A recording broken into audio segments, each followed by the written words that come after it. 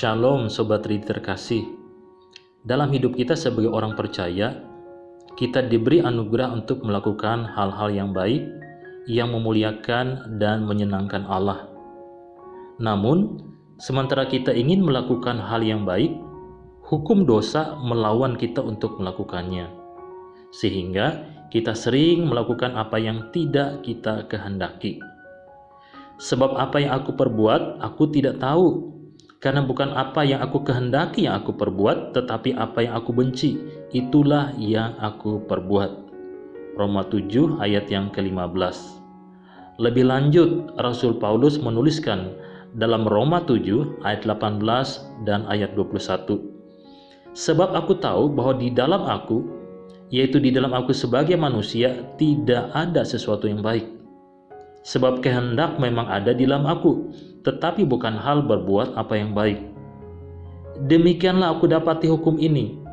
Jika aku menghendaki berbuat apa yang baik, yang jahat itu ada padaku. Bagian firman Tuhan tersebut mengajak kita untuk memahami dua hal penting yang harus menjadi perhatian kita secara serius. Pertama, kita harus mengerti tentang kebenaran bahwa ada dosa yang berdiam di dalam diri kita, sehingga dengan mengetahui musuh tersebut, kita dapat dengan efektif membidikkan senjata untuk mengalahkannya.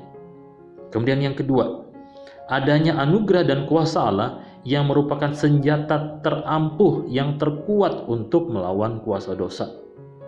Jadi, dengan memahami kedua hal tersebut, maka kita akan memperoleh kemenangan. Sobat Ridi terkasih, ada orang Kristen berkata bahwa ia ingin lepas dan bebas dari hidupnya, dari dosa yang membuat dia jatuh bangun.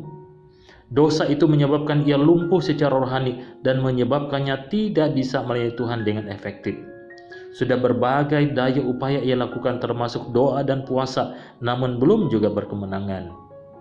Ternyata masalahnya ialah ia belum mengenal musuh yang ada di dalam dirinya. Setelah ia mengenal musuhnya dengan tepat, maka akhirnya ia beroleh kemenangan.